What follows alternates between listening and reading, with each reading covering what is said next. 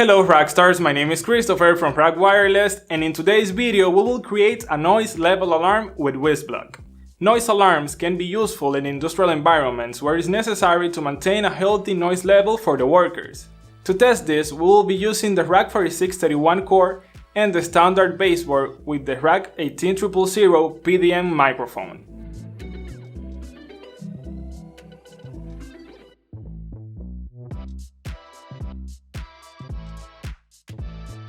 Once assembled, we need to install the RAKwireless audio library and open the example code called Audio Alarm on the Arduino IDE.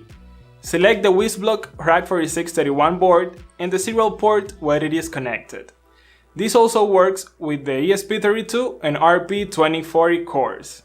To set the noise level needed to activate the alarm, modify the variable audio threshold in the code.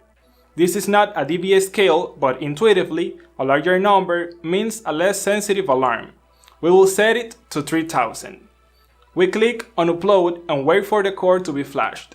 Then we are able to play some music or start talking and see how our board hears us and activates its LEDs when we reach a certain level of loudness. Meanwhile, instead of just controlling LEDs, we can modify the code to send an email notification or to drive a screen to show a dB live measurement.